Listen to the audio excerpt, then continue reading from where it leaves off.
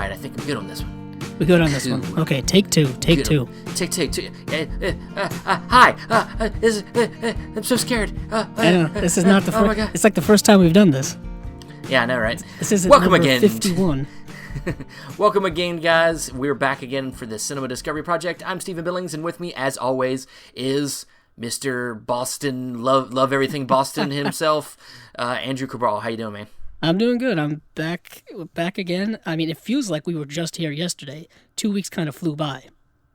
It does, man. And with everything that's going on in the world right now, so much on our minds. It flew by. What is interesting is that like 2 weeks ago felt like a different world than it does now. 2 weeks ago, things escalated quickly from then, which brings us to kind of like an interesting topic this week, which is kind of like the topic we got a little bit into last week, and we didn't think we would have to cover it this fast. We didn't think we were gonna have so much. It was gonna be so much, and before we brought it up, the idea, we thought about it in theory. It was in theory. Now it's reality. A lot of this stuff, and it's gonna be interesting to think about how this global pandemic is going to affect the movie industry moving forward once this is finally done. How it's going to affect the business, how they're going to go about business from then on. I mean, who knows?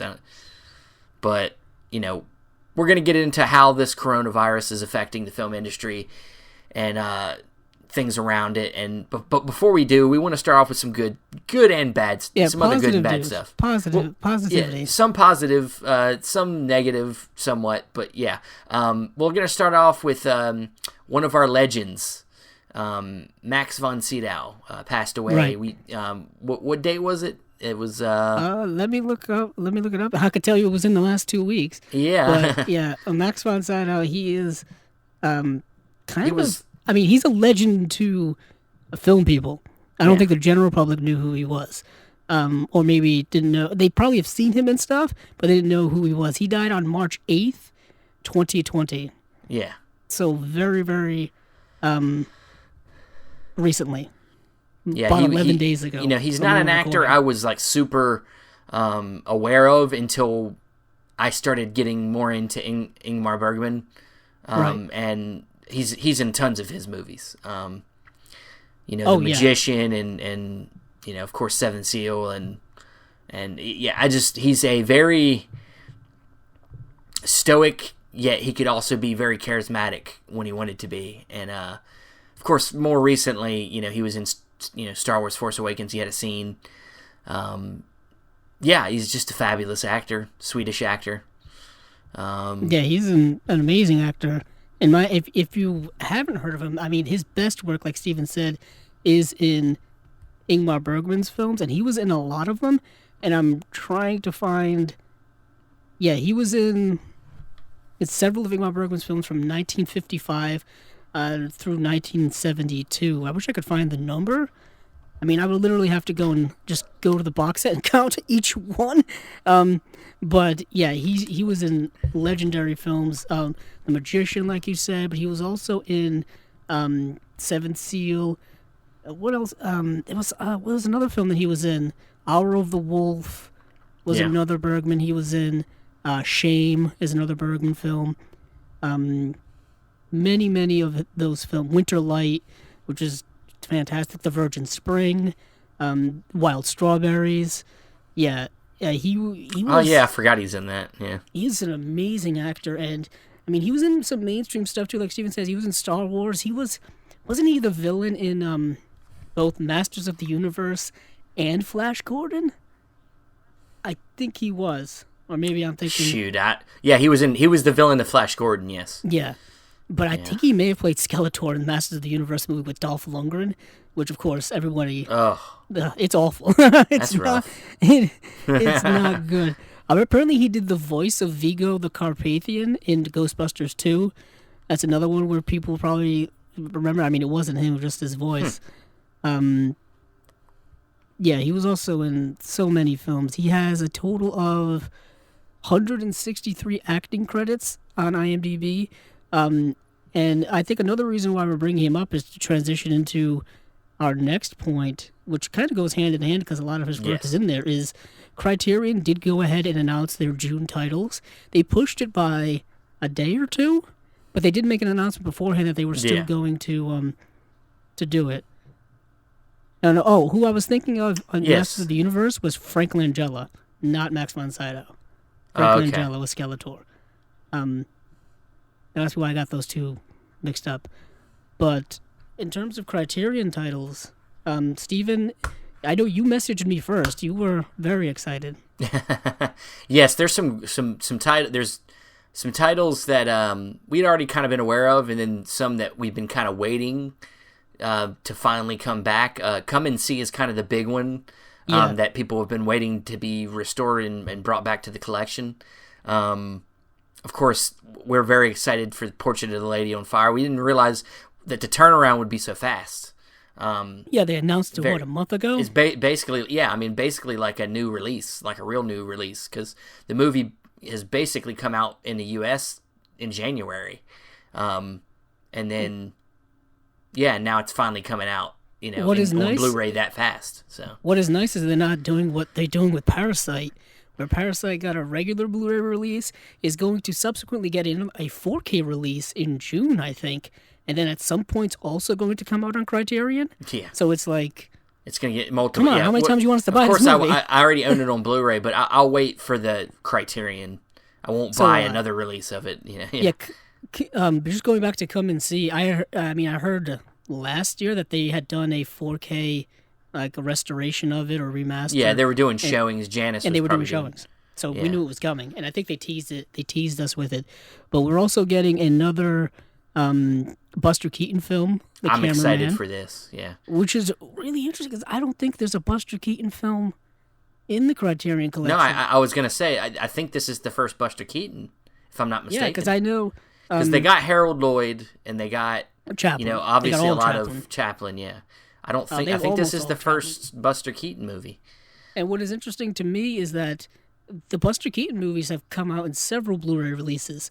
Years ago, Kino Lorber put out a bunch of his films. They put out a whole shorts collection. They put out a whole movie collection. They put out individual releases.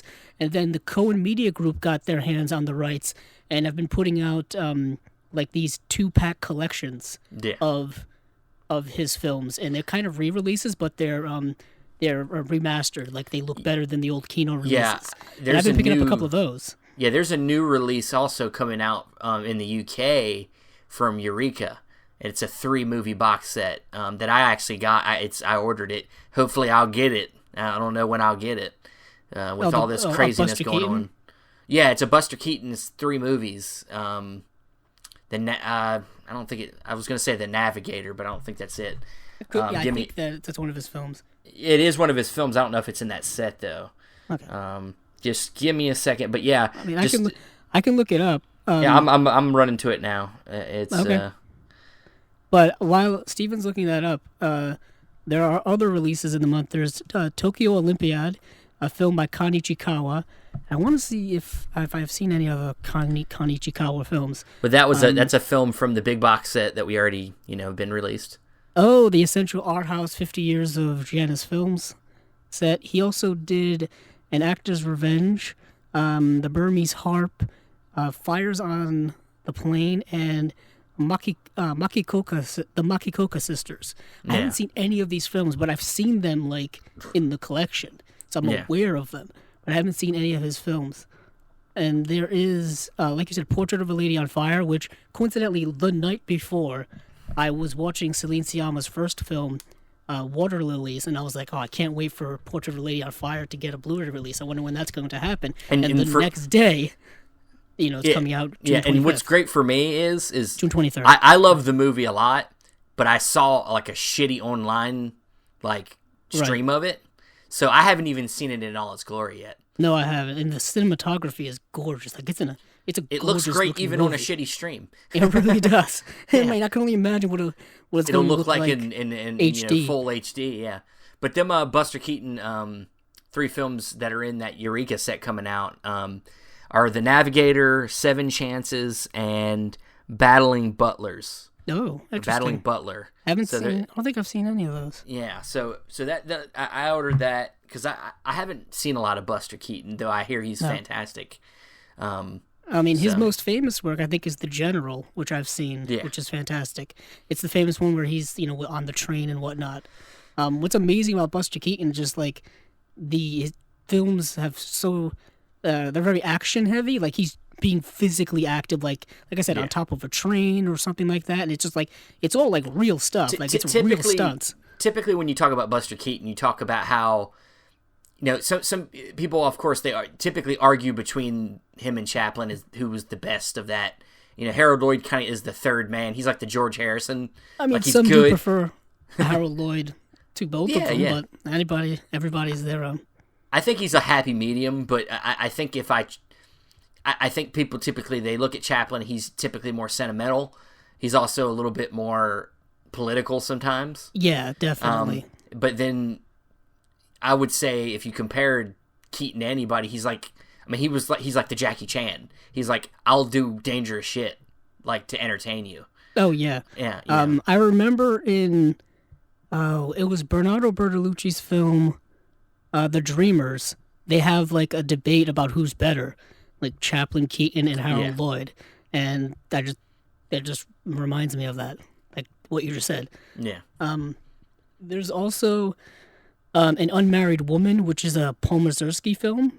Paul Mazursky recently passed away, and there is No, I think that's it. For some reason, I thought the Scorsese Shorts collection was no, a June release. No, that's May. Yeah. So it's only that was part of the picture. It was in the picture releases. I sent you. Oh yeah, that's why. That's why. Yeah.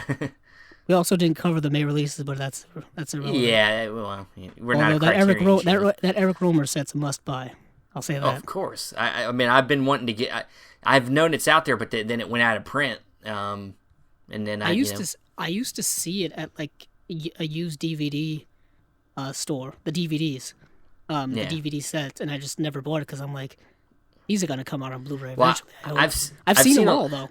I've seen a lot of his movies. I got the set from Arrow with the 6. I think it's 6 movies, or it might be even more than that. He's got a few movies I really love that were in there, and I'm interested to watch these because I hear a lot of great things about these movies. So yeah, they're all like tied. They're not like a series of movies, but they're all like loosely tied together based on they're like spiritual sequels. They're moral tales. You know what I mean? Yeah. Almost like a Canterbury Tales or Hans Christian Andersen, Grimm's Fairy Tales, stuff like that. Obviously, it's not supernatural. It's what's interesting.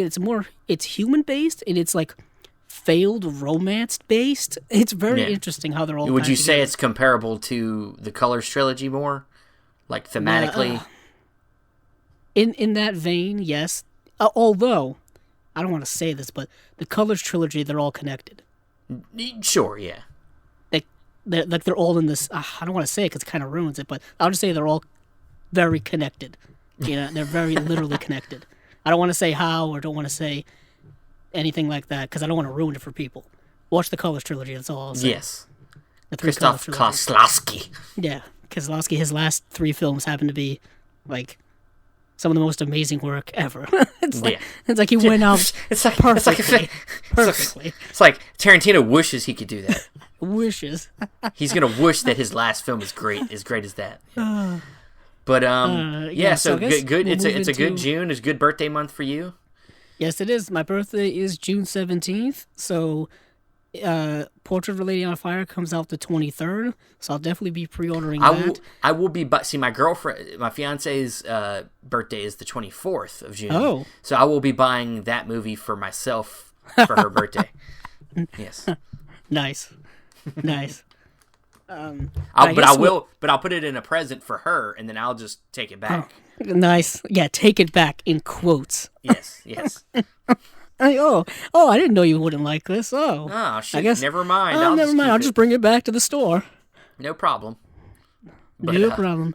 But let's move on to the main topic. Let's get into the thing everybody's experiencing in the world right now. Yeah, everyone's talking about it, so I guess we're gonna stay topical. But I mean, I guess we will base it primarily on the film industry, the movie world. Yeah. Yeah. That's because what this podcast's about. In short, we'll really quickly we'll talk about our personal, situations with this, because, Andrew, I know you have some underlying health issues, so you're very much quarantining yourself inside your place. Yeah, I have not left my house since March 10th. Yeah. Which was... So almost a little over a week. About a week and 2 days. I guess you could say 9 days. And I mean, the only reason I left on March 10th was coincidentally to buy Uncut Gems on Blu-ray. The Safdie He Brothers left film. the house to get a movie, yes. I left the house to buy a movie, which is, to be honest, what I mostly do anyway. Yeah, I was going to say, you're not changing your routine too much. No. I mean, I'm just watching movies like I normally would. I mean, that's kind of what I do anyways. I mean, there's a lot of memes out there saying, so I guess quarantining was what my lifestyle was anyway. Yeah. To a certain extent it was. But yeah, I've been in my home since March 10th.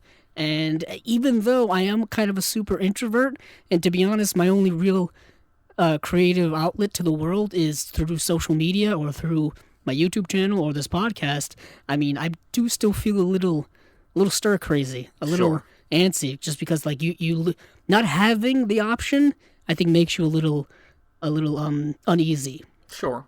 Yeah. It's unfortunately I'm not having that issue because I'm literally I'm kind of the opposite of Andrew. I have a job where I have to be in the shit. So, I work for Pepsi, and as a Pepsi vendor, we have to. And the grocery stores don't close. They're not closing during this thing. They're one of the few things that haven't closed yet. I have to work in these stores, and so I'm kind of at risk of sorts. So I do the best I can. I wash my hands. Usually after I leave a store, I wash my hands. I try not to touch my face. I use hand sanitizer when I can. I don't want to use it all up. I only have so much of it right now. So I try my best to be as cautious and try to, if I hear somebody cough, try not to go in their direction. All the things. And but I have to be out there, and though it is a risk. I wouldn't say I have underlying problems, but I do have high blood pressure. That would be one thing I think it could be a problem in this, and we don't know enough about this virus to really know how it affects all ages. I know that people assume it's just elderly that are having the hardest time with this, but there has been conflicting reports that some younger people have not survived it. I mean, I just read one where a 34-year-old died in California over this. So it's not. I think it depends on how severe you get it. You can, like the flu. I mean, if you get a severe, version of the flu, you can die from the flu. Many people die from the flu. So it just depends on how severe it is. But back to my personal situation, I'm doing the best I can, and so far I'm good. And hopefully it stays that way, and hopefully we can try to get this out of our way so we can try to get back to some normalcy. Yes, some sense of normalcy. I mean, for me personally, health-wise, I mean, I've talked about it several times. Being a cancer survivor, your body never really gets back to full form. You're still always messed up in some way. So you're always going to be more prone to illnesses and things like that. You got to stay away from certain things. You got to be more probably vigilant when it comes to taking care of yourself and what you're exposing yourself to and all that kinds of stuff. And that's not just for me. It's for kind of everyone who has ever experienced some type of illness or has some type of respiratory infection or sensitivity or whatever. Yeah. But a lot of things are coming to light now where we're realizing that there's a lot of vulnerability when it comes to being humans that we weren't, I think, fully aware of before. Well, there's always been a sense of I don't know about aware, but I think maybe taking for granted. That's a better way to put it. I think specifically America, we take this for granted because I think a lot of the rest of the world, maybe not everywhere, but there's a lot of parts of this world that deal with stuff like this a lot more often than what's going, in a smaller sense. But like other countries have infectious diseases that happen all the time, whether it be Africa or some Asian countries that have things like this happen almost normal, because they don't have the resources. Right. This is kind of what we're in right now. We're in a situation where we don't necessarily know the right steps and we don't have all the resources we need and it's catching us off guard. Yeah, and I mean, not even to go down a whole political loophole or tirade or anything, not even like that. Just we're discovering that our systems that have been in place now for a while are not really fully equipped to handle something of this magnitude. And we're seeing the negative effects of that in every walk of life, whether it be economically, socially, or anything. We're realizing that this thing's affecting everything because the systems we had in place, perhaps weren't the best. Yeah. I mean, specifically, I guess you could say tied in economically would be the movie industry is really at a standstill. Like, it's shut down. And I can't remember any point in my lifetime or even throughout movie history where the movie industry completely stopped. Maybe I would say World War II.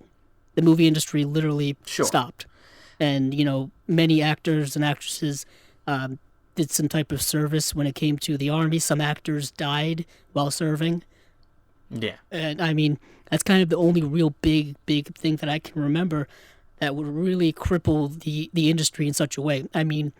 But that wasn't even in your lifetime, so No. So I was talking like movie history. I'm not that old. Yeah. Sure. I mean, there've been writer strikes. Yeah, there's been strikes. There's union been strikes, stuff like that have slowed things down and stopped things, but never like on this level. I think it shows you how fragile it can be.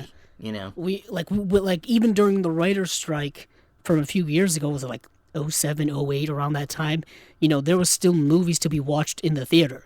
Now you can't even go to a theater to watch a movie. That's how wild it is. And we talked about it briefly when we started the episode. I mean, 2 weeks ago, it was one major movie had pushed several months because of the coronavirus. Now, every single big budget movie for the foreseeable future is pretty much pushed. Yeah. And all productions have stopped. And they're now shutting down theaters. And other steps are being taken to, like, kind of work around things. Yeah, it's basically at this point right now, because we don't have enough information. We don't have enough. We don't know. What kind of. There's a lot of predictions, but there's no real knowing until we get like a concrete vaccine that when this we could start getting back to normal. No, I mean every single day or every couple of days, I think the timeline keeps shifting. Yeah. Like before, it was like 2 weeks. Then it was like, a month. And now it's like, now we're hearing June. So it's like... Now, then I saw a thing that said, that, prepare for almost a year or something like that for this to be affecting us. It like keeps getting, But the thing is with the way the media is and the way you just don't know what to believe. Oh, no. I honestly, with our... Look, and I'm not a super political person either, but I'm not a Trump fan either. And it's not... It's more because I think he's not, somebody that instills confidence. No, he's not. He's not somebody that's a good, I would say, representation for our country, and on just a very basic level of that he's an asshole. He's not somebody I want talking to other countries. He's not somebody, because he's just not the. So him being at our lead is not something that makes me feel confident that we can get back past this. Swiftly. I don't want to go down the whole political road either. We're just like his level of dealing with situations is how do I put this politically neutral? He's very shaky and unpredictable when right now you really need some sense of stability in every walk of life. And that's not even a shot at him. That's just a shot at the whole system in general, because there needs to be some stabilizing force to put the pieces back together again. And we're seeing that those pieces aren't in place. And so now we're like scrambling to try to make those pieces out of nowhere. And it's a slow moving time. And getting back to the movie world, every movie this ties directly to us. That 2.5 hour video podcast we did episode where Steven almost passed out towards the end. Yeah. I was like getting there too. all those release dates that we talked about, all those movies are irrelevant now because none of those movies yeah. are coming out. Well, nearly all of them aren't. I mean, it just depends on when we get back, if we get back to normal. But I mean, like, yeah, I mean, there could be a half of these them movies we talked about, or even the whole year could be just thrown out the window. I mean, let's just think about there probably won't even be an Oscars this year.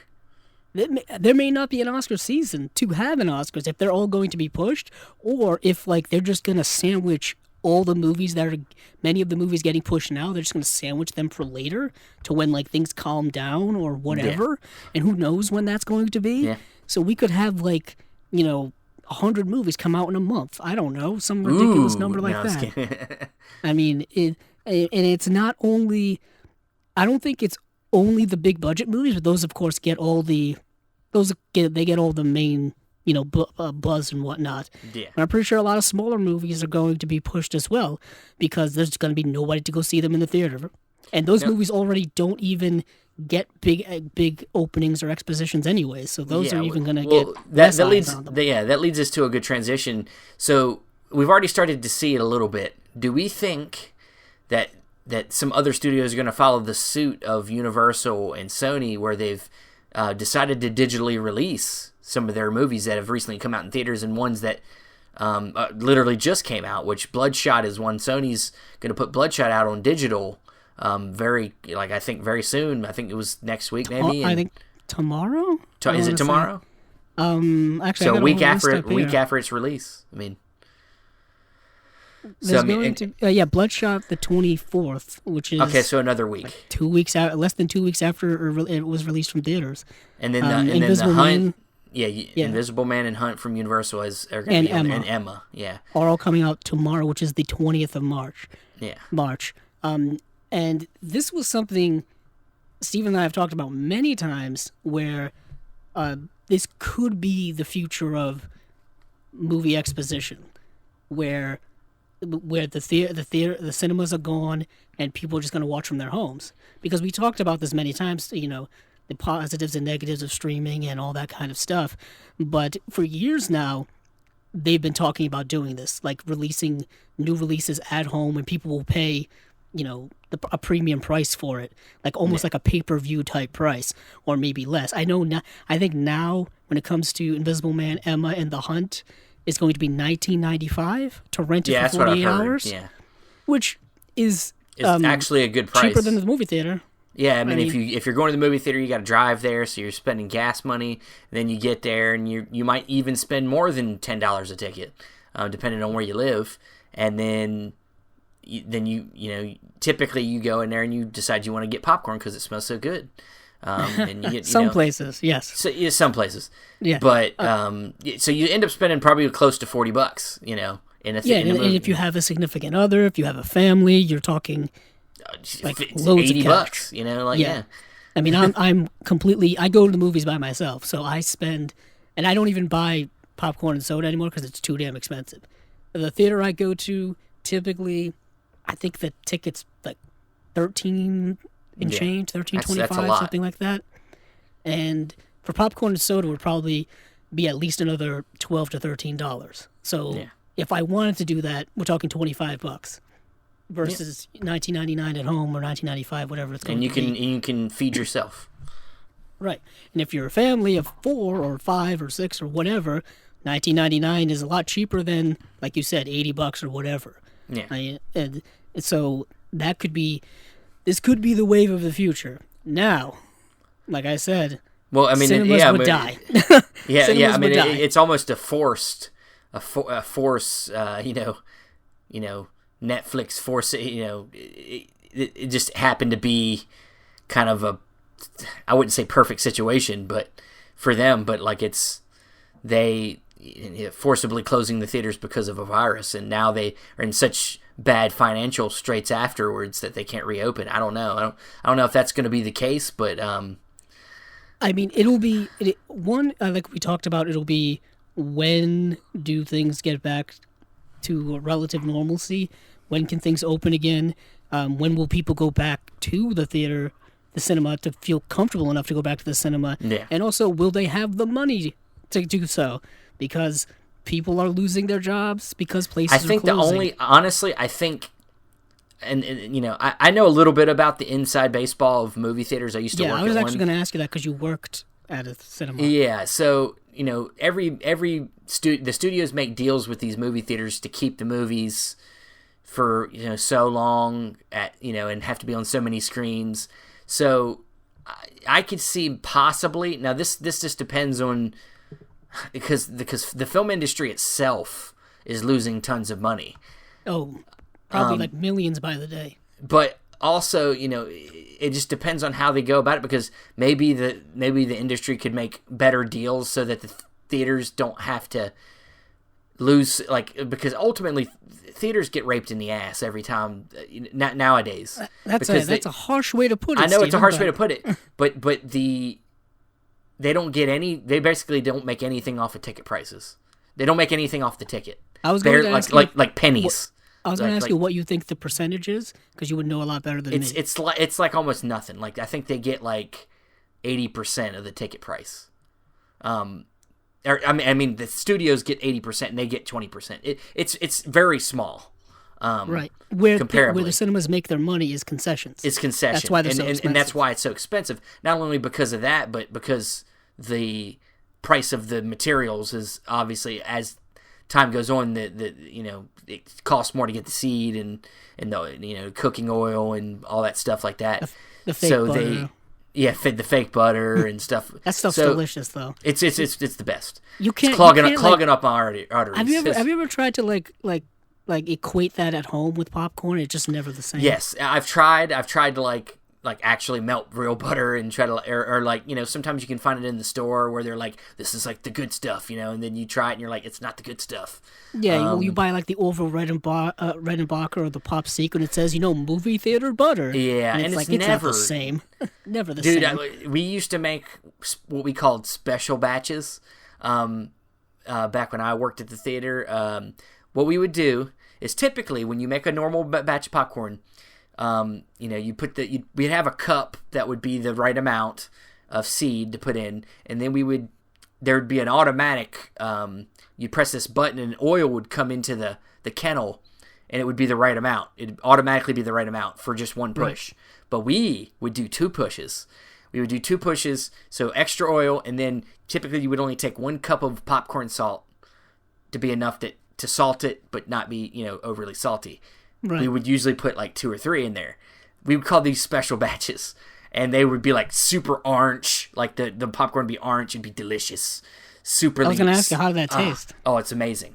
Now, it's terrible for you, but it's amazing. Yeah. Did the extra oil make it extra crunchy, or what was the? Well, no, I mean, it just made it like just more moist. Softer then. Yeah. Softer, like just greasier. It's like eating a New York pizza, you know, where it's like greasy and like just amazing compared to like shitty like Little Caesars or something or whatever you want.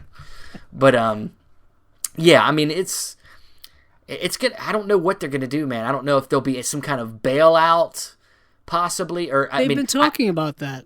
Yeah. Sometimes with big businesses, governments do bailouts and stuff. To save it. To help save because it helps the economy and all that kind of stuff. Yeah, because the businesses in our country need to do well, you know, and so they look at it as an investment.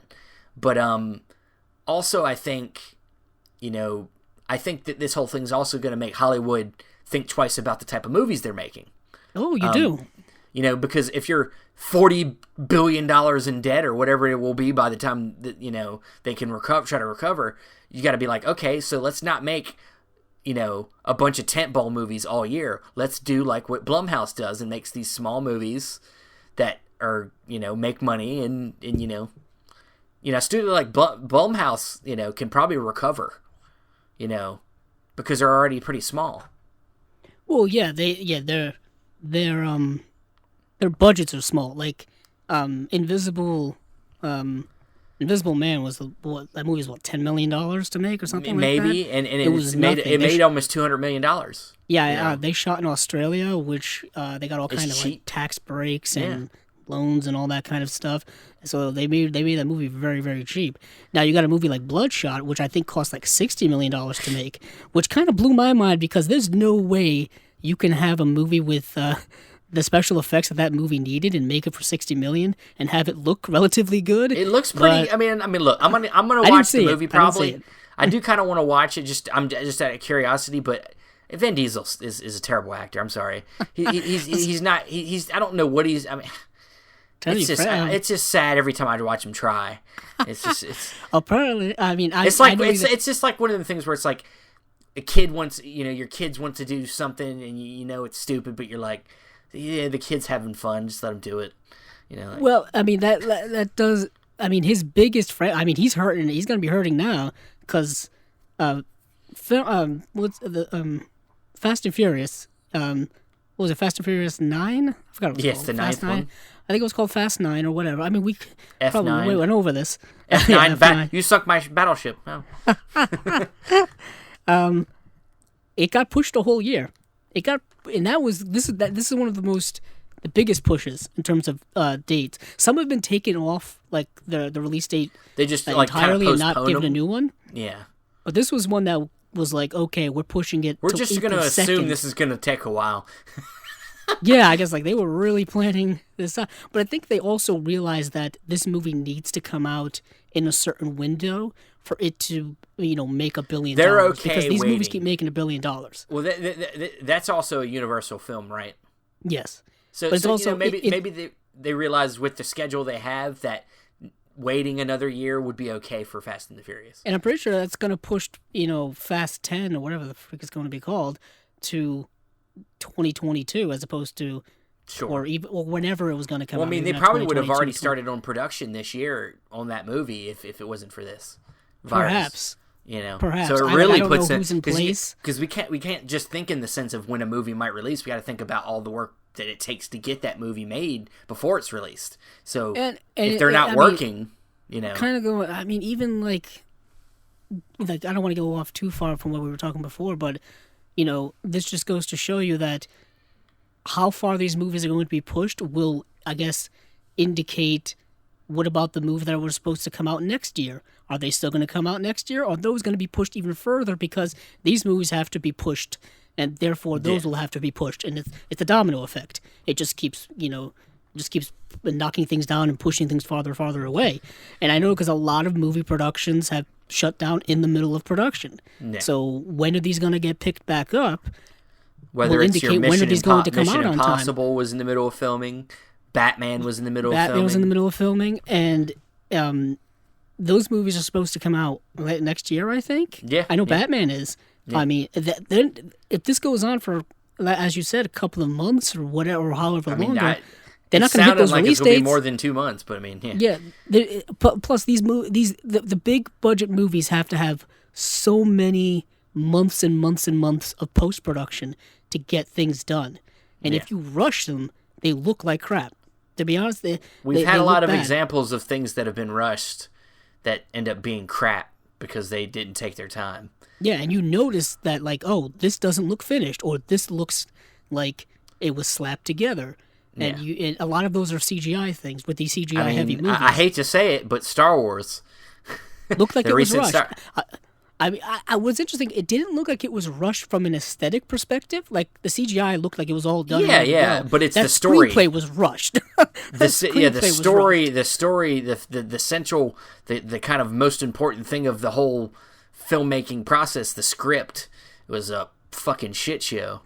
Yeah, that thing was rushed. I think about that every single time I think of that movie, and that's supposed to come out on VOD now. I think it's already out now. I see people. It might already have a digital, yeah. Yeah, I see people watching it on Twitter and whatnot. I know it's getting a Blu-ray release the 31st of March or something like that. I mean, I gotta get it. I gotta complete my collection, but I mean. Oh yeah, I gotta get it too to complete my collection. But now, with all the stores closing and whatnot, what does that do with, what does that do for collectors?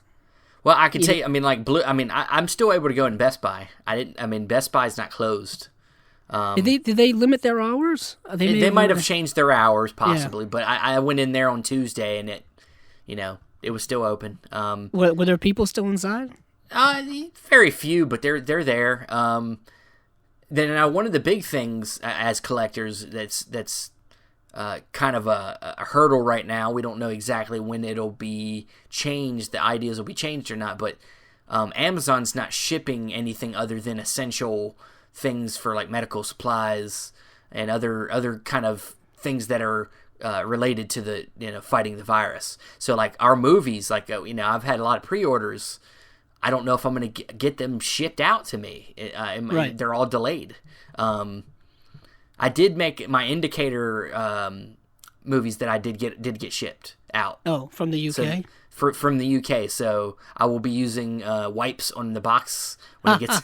I mean, you should probably be wiping down nearly everything now. Yeah, something that comes from anywhere that I'm not aware of, yeah. But, yeah, I mean, so... Yeah, I mean, it's definitely, for anybody that likes to buy on Amazon, it's... I mean, you can still get movies and stuff. You think? But they're going to take a long time to get. It's going to take longer to get to like you. that Amazon Prime that people pay like $100 and whatever dollars a year for. That's kind of getting thrown in the trash right now because like I could buy a movie right now, but it won't be here till next Wednesday, as opposed to like the 2-day shipping that you would normally get. Yeah. Like, I'm on Amazon right now just to test it, and it's like, Wednesday the 26th. Oh, okay. And I'm like, oh, boy, that's... So, yeah, definitely it's back to the old days. Arrival, yeah. We've been so spoiled by free 2-day shipping or express shipping and stuff like that, that, we have to go back to being patient for things. And that's in every phase doesn't bother. That doesn't... I mean, I can wait on something for a week. I mean, it's not a big deal. I'm just hoping things do actually get shipped out. That's my problem. That's my thing. And sometimes, this could even delay releases. Maybe because there was a few delays on, we talked about the set from, I always forget his name, Jabakowski, the big set. I'm saying his last name wrong. That is El Topo. Oh, Jarowski. Yeah. He that set got delayed. Oh. It got pushed back to like end of June, July. When was that supposed to come out? I think April. Oh. End of April. They did push it. So I think they say it was because of some, it's a lot of times it's licensing of like special features or like. Mm-hmm. But I don't know. I wonder if this was partially affected because of the virus. Because, I know Criterion's saying that their offices are closed. Yes. And so, getting these releases that have already been announced ready to go might affect that, Yeah, what does it do with buying directly from them, which a lot of people do? I mean, I have to return. Well, I have to not return. I got to get, like, replacement parts, I guess. I don't know. From one of the things I bought from their flash sale, and they told me in the email, I said they'll be like, we're on like satellite offices now, because our offices are closed, so things are going to take much longer than they normally would. Like they said, normally it's like 2 to 3 weeks, and then they were like, now it's going to be much longer. Yeah. So it's pushing like little small things like that. And I mean, these are not end of the world things, but if you're someone who collects on a regular basis or someone who's in the movie sphere, these things are disrupting your life, the normal flow of your life. Not only, of course, these ain't real problems. This is just, this is just something that we love. And, this is a film podcast, so, we're going to talk about how it affects that, whether you care about it or not. But, yeah, it does definitely affect that. And, and of course, though it is our passion, it also supports the people that do this thing. It's their job, that they have a job because we buy their thing. And, I mean, just in general, people who, like, for example, myself, you, other people, they go to the movies every single week, basically. Yeah. Like, when I was doing reviews for my channel, I would go every single week. just to watch the new a new release, so I could do a review for it, so I could get it out there. I mean, I don't do them. Coincidentally, this came around at the time where I stopped doing them. Like I finished up 2019, and then just like start the new year fresh with other content. But people who are still doing that, like big YouTubers and all that kind of stuff, who rely on that for income, like that's their job. I mean, even like for movie. Like movie critics, people who write, I'm assuming that they can get like screeners or stuff like that. I don't know how that's going to work. I don't know if they make screeners this early in the movie release process, because typically those come towards the end of the year when the movies have already been out, or it's award season screeners or stuff like that. But people who are middle of the road, who go every week, maybe pay their own money, maybe go to press screenings, like our friend Dan. Those all stopped, obviously. Yeah. So those people are also kind of stuck. People who do freelance journalism when it comes to movies and writing like that for the online sites. I mean, I don't know how they're going to be affected by all of this, because, maybe those sites don't have the money or the revenue now because of the halt in production. So therefore they don't have any, they're not getting any new movie news or anything like that. The film industry affects a lot of... The film industry, there's so many cogs. There's so many cogs in the machine. It affects a lot of different, things. The entertainment industry, whether it be the journalists, all the way up to, the top dogs, the film directors, the actors, the executives, even the big guys, the producers and stuff like that. They're losing a lot of money. It also probably affects marketing as well. I didn't even think of that, marketing. Because like normally right now would be getting new trailers for stuff that are coming out in the middle or late summer, and now we don't know if those movies are going to come out, so they're probably not releasing any. So many facets of filmmaking. I mean, just the key grips, the camera, the DPs, all the DPs out of work, production teams. Oh my goodness! Like TV. That's also TV, not just film. TV. Many TV the TV shows. Productions all stopped. Yeah. Supernatural might not see the end of Supernatural now. What is it? Because they didn't finish wrapping up. They didn't finish filming yet. Yeah, we're in mid to late March now, so the TV seasons typically end May-ish, like early May or late April. So I don't know if a lot of these shows were able to finish up their last couple of episodes. So now that pushes the television season further out. Therefore, how does that conflict with summer programming, and how does that conflict with the Emmy nomination eligibilities and all that kind of stuff? It's every walk of life in the entertainment industry is very negatively affected by this, and we're only at the beginning stages of it. Like all this stuff has really only happened within like the last week or two. Yeah, but only thing left, I'll say. We didn't want to go too crazy on this episode. We didn't want to spend a whole episode talking about something negative. I will say one thing that I will rub in the faces of the people of this world. We told you that physical media was the way to go, because we're already starting to see effects on. I've seen some reports about Netflix. Netflix has now lost its quality. They had to lower the quality so that the internet won't break down. See, Steven, this is why I keep you around, because you remember stuff like this. Because I just saw this article right before we came on, and it's only being affected in Europe, so it's not really hit us yet. But still, Europe is a pretty big place with lots of people who are under quarantine right now and dealing with worse situations than us, specifically Italy and that area of the world. But yeah, they basically said that the internet's going to collapse if you don't do something to reduce the streaming rate, because it just can't handle the infrastructure. Can't handle it because people are stuck inside and they got nothing to do. But so they have the internet. Literally everybody's binging stuff on Netflix right now. Yeah, and Netflix is, for the lack of a better term, is the biggest streaming service probably in the world. Sure.